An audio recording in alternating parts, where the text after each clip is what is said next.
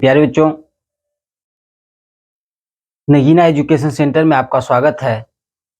आज मैं भौतिक विज्ञान लेकर आया हूं, जिसमें आज आप लोगों को बताया जाएगा न्यूटन की गति के समीकरण। देखिए मेरे प्यारे बच्चों, ये न्यूटन की गति विषयक नियम और गति के समीकरण दोनों अलग अलग हैं। मेरे प्यारे बच्चों, ये न्यूटन के गति विषयक नियम क्या होते हैं, पहले इनको हम लोग जानते हैं। इसके न्यूटन के गति विषयक नियम, न्यूटन की गति विषयक नियम मेरे प्यारे बच्चों ये क्या होता है, बहुत ही सिंपल है। ये न्यूटन नामक वैज्ञानिक ने एक नियम प्रतिपादित किए थे। क्या किए थे? पिंडों के ऊपर एक नियम प्रतिपादित किए थे, जिसे न्यूटन की गति विषयक नियम कहते हैं। ये न्यूटन की गति विषयक नियम मेरे प्यारे बच्चों तीन प्रकार के होते हैं। न्यूटन के गति विषयक नियम तीन प्रकार के होते हैं। मेरे प्यारे बच्चों, ये न्यूटन की गति विषयक नियम कितने प्रकार के होते हैं? तीन प्रकार के होते हैं। कौन कौन से होते हैं, क्या क्या है? पहला बहुत ही इंपॉर्टेंट पॉइंट है, जड़त्व का नियम या गैलीलियो का नियम। पहला होता है जड़त्व का नियम। कौन सा होता है पहला मेरे प्यारे बच्चों? जड़त्व का नियम। ये पहला नियम है, इसे पहला नियम भी आप कह सकते हैं। दूसरा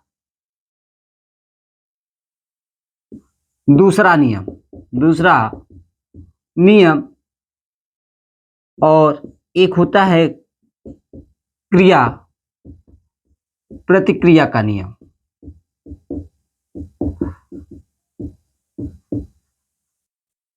अब मेरे प्यारे बच्चों, ये जड़त्व का नियम या पहला नियम क्या होता है? जब पिंड, कौन सा नियम? माने ये न्यूटन नामक वैज्ञानिक ने बताए थे पिंडों के आधार पर, पिंडों के ऊपर, कि जब पिंड गतिशील अवस्था में हो, किसमें हो? गतिशील अवस्था में हो, तो पिंड गतिशील अवस्था में ही रहेगा। जब पिंड गतिशील अवस्था में हो मेरे प्यारे बच्चों, तो पिंड गतिशील अवस्था में ही रहेगा। कहने का मतलब है, अगर पिंड चल रहा है, धीरे धीरे क्या कर रहा है? चल रहा है, तो पिंड चलता ही रहेगा जब तक उस पर कोई बाह्य बल न लगाया जाए। माने उस पिंड पर कोई बाहरी बल नहीं लगाया जाए, तब तक वो चलता रहेगा। जब पिंड पर आप बाहरी बल लगाएंगे तो उसकी स्थिति बदल सकती है, उसकी गति बदल सकती है।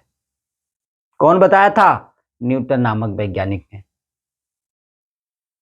यदि कोई पिंड विरामावस्था में है तो विरामावस्था में ही रहेगी जब तक कोई बाह्य बल न लगाया जाए। ये भी कौन बताए थे? न्यूटन नामक वैज्ञानिक ने। न्यूटन नामक वैज्ञानिक ने पिंड के ऊपर बताए थे कि अगर पिंड विरामावस्था में है तो विरामावस्था में ही क्या रहेगी, या गति की अवस्था में है तो गति की अवस्था में रहेगी जब तक कोई बाह्य बल न लगाया जाए। ये न्यूटन की गति विषयक का पहला नियम है मेरे प्यारे बच्चों, जिसे जड़त्व का नियम कहते हैं। क्या कहते हैं? जिसे जड़त्व का नियम कहते हैं मेरे प्यारे बच्चों। दूसरा नियम क्या होता है? न्यूटन नामक वैज्ञानिक ने बताए थे कि किसी पिंड पर लगाए गए बल, क्या होता है? दूसरे नियम में क्या होता है? किसी पिंड पर लगाए गए बल और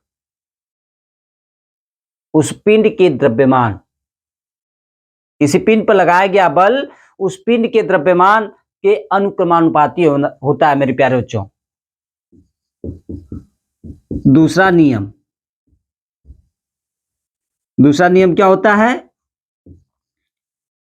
किसी पिंड पर लगाए गए बल किसी पिंड पर लगाए गए बल उस पिंड के द्रव्यमान के अनुक्रमानुपाती होता है।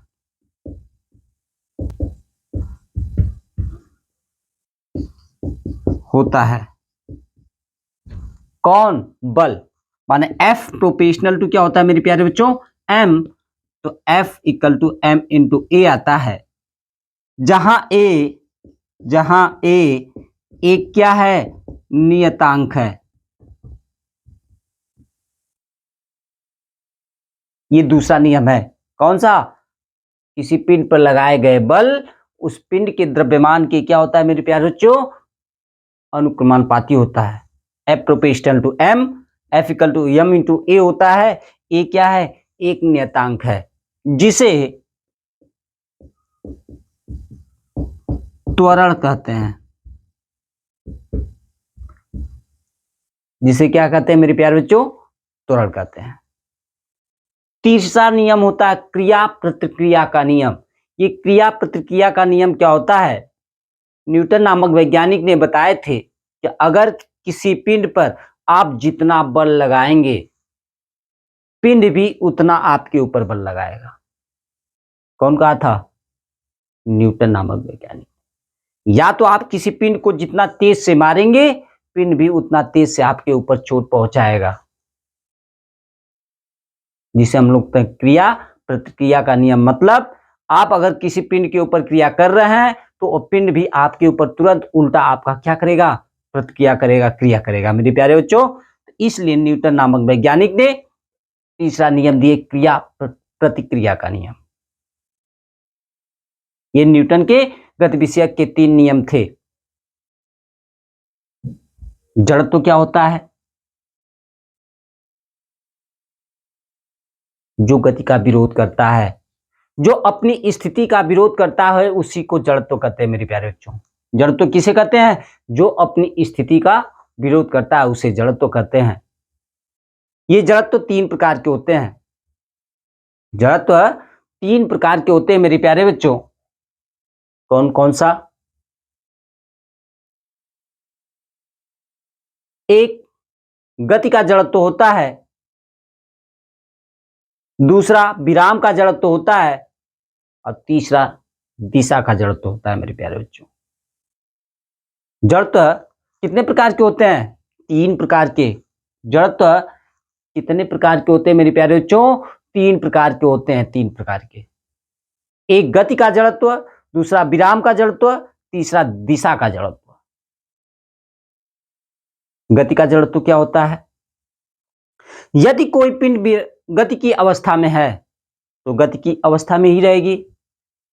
अगर कोई पिंड गति की अवस्था में है, गति की अवस्था में ही रहेगी जब तक कोई बाह्य बल न लगाया जाए।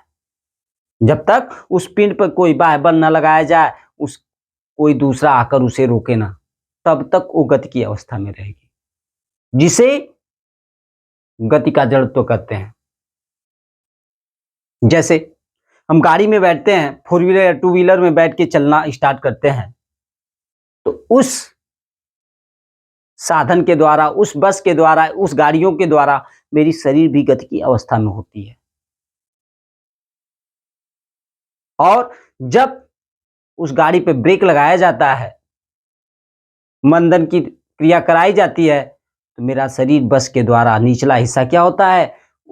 उसके द्वारा रुक जाता है, और ऊपरी वाली सिरा नहीं रुकती, और जिससे मेरा शरीर क्या होता है? आगे की तरफ झुक जाता है मेरे प्यारे बच्चों। आगे की तरफ हम लोग क्या होते हैं? झुक जाते हैं, गिर जाते हैं। वो गति का जड़त्व होता है। विराम का जड़त्व क्या होता है? यदि कोई पिंड विरामावस्था में है, यदि कोई पिंड विरामावस्था में है तो विरामावस्था में ही रहेगी जब तक कोई बाह्य बल न लगाया जाए, जब तक कोई बाह्य बल न लगाया जाए, जिसे विराम का जड़त्व कहते हैं मेरे प्यारे बच्चों। और दिशा का जड़त्व क्या होता है? जो दिशा परिवर्तन का विरोध करता है, जो दिशा परिवर्तन का विरोध करता है उसी को दिशा का जड़त्व कहते हैं। जैसे अगर कोई पिंड किसी वृत्तीय पथ पर गति करता है, किस पर? वृत्तीय पथ पर अगर कोई पिंड गति करता है तो हमेशा उसके दिशा का विरोध होता है, क्योंकि वह पिंड अपनी दिशा को बार बार बार बार बार बार क्या करता है?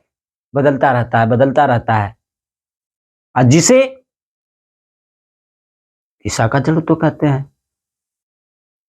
क्यों? क्योंकि अपनी दिशा जिस दिशा में जानी चाहिए उस दिशा में नहीं जाता, उसका विरोध होता है, दूसरी दिशा में जाता है, फिर उसका विरोध होता है, तीसरी दिशा में जाता है, फिर उसका विरोध होता है, चौथी दिशा में जाता है। कहने का मतलब मेरे प्यारे बच्चों, वह हर एक पॉइंट पर, हर एक बिंदु पर अपनी दिशा बदलता रहता है, जिसे दिशा का जड़त्व कहते हैं।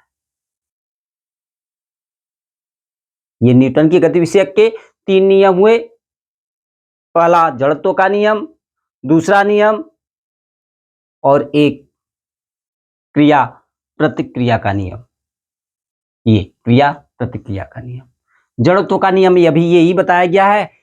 न्यूटन नामक वैज्ञानिक ने बताए थे कि अगर कोई पिंड गति की अवस्था में है तो गति की अवस्था में ही रहेगी, या विरामावस्था में है तो विरामावस्था में ही रहेगी जब तक कोई बाह्य बल न लगाया जाए। जैसे ये मार्कर मैं हाथ पे रख दूं, इसी तरह पड़ी रहेगी, कब तक? जब तक मैं इसे उठाकर बाह्य बल लगाकर एक स्थान से दूसरे स्थान तक न रखूं, तब तक वो विरामावस्था में ही रहेगी। कौन बताया था? न्यूटन नामक वैज्ञानिक ने। उसी को हम लोग जड़त्व का नियम कहते हैं मेरे प्यारे बच्चों। न्यूटन के गति के विषय के पहले नियम को जड़त्व का नियम भी कहते हैं। या तो अगर ये पिंड गति की अवस्था में है, चलती है तो चलती ही रहेगी जब तक कोई बाह्य बल न लगाया जाए। जैसे 4 व्हीलर या गेंद को लुढ़का के आप छोड़ दीजिए तो चलता रहेगा, चलता रहेगा, चलता रहेगा। कब तक चलेगा? जब तक आप उसे रोकेंगे नहीं, जब तक कोई बाह्य बल नहीं लगाया जाए। हाँ, कभी कभी ऐसा होता है कि पिंड चलते चलते कुछ दूर तक जाके रुक जाती है, वो भी जड़त्व का ही नियम है मेरे प्यारे बच्चों। न्यूटन के पहला नियम। क्यों? क्योंकि जब पिंड गतिशील अवस्था में होती है तो इस क्षैतिज तल के साथ घर्षण करते हुए गति करती है। क्या करती है? घर्षण करते हुए गति करती है। और जब कोई पिंड किसी तल पर स्पर्श कर क्या करता है? गति करता है। स्पर्श करके क्या करता है? गति करता है। उन तलों के बीच एक बल उत्पन्न होता है जिसे हम लोग घर्षण बल कहते हैं मेरे प्यारे बच्चों। और वह घर्षण बल हमारी गति का विरोध करता है। जैसे ये मार्कर इस हाथ पे क्या है? चल रहा है, चल रहा है ऐसे। तो जब मार्कर जाएगा या कोई पिंड किसी क्षैतिज तल पे ढगराएगी, लुढ़केगी या चलेगी तो उसकी गति का विरोध करता है कौन? जो बल उसके गति का विरोध करता है उसी बल को घर्षण बल कहते हैं। और घर्षण बल के कारण पिंड अपनी गतिशील अवस्था से विरामावस्था में आ जाती है, रुक जाता है, जिससे उसकी चाल क्या होती है? धीरे धीरे बदलती रहती है, बदलती रहती है, बदलती रहती है, और एक ऐसी स्थिति आती तो पिंड क्या होता है? रुक जाता है। तब न्यूटन नामक वैज्ञानिक ने वही बताए थे कि अगर गति की अवस्था में है तो गति की अवस्था में रहेगी। कब तक रहेगी? जब तक कोई बाह्य बल न लगाया जाए। अगर पिंड चलते हुए रुक रही है तो समझ लीजिए उस पर कोई बाह्य बल लगाया है। अब बाह्य बल कौन लगाया है? ये घर्षण बल, क्षैतिज पृथ्वी उस पर एक बल लगाई जो उसकी गति का विरोध किया। उसी को हम लोग क्या कहेंगे मेरे प्यारे बच्चों? जड़त्व का नियम कहेंगे। न्यूटन की गति के विषय के पहला नियम कहेंगे। दूसरा बहुत ही इंपॉर्टेंट पॉइंट है, किसी पिंड पर लगाए गए बल उस पिंड के द्रव्यमान की क्या होता है? अनुक्रमानुपाती होता है। F proportional to M, F equal to M into A क्या है? एक नियतांक है जिसे त्वरण कहते हैं। तीसरा क्रिया प्रतिक्रिया का नियम। किसी को मारो एक झापड़ मार के देखिए, जितना तेज आप उस सर पे चोट डालेंगे या जितना तेज उस पिंड पे मारेंगे, आघात पहुंचाएंगे, वो पिंड भी उतना ही तेज आपके ऊपर आघात पहुंचाता है, मेरे पैरों में चोट पहुंचाता है। ये 3 पॉइंट कौन बताए थे? न्यूटन नामक वैज्ञानिक ने बताए थे। कौन? न्यूटन नामक वैज्ञानिक। थैंक यू, धन्यवाद। मेरे इस चैनल को आप लोग सब्सक्राइब कीजिए, शेयर कीजिए और अधिक से अधिक मात्रा में मेरे प्यारे बच्चों शेयर कीजिए। धन्यवाद।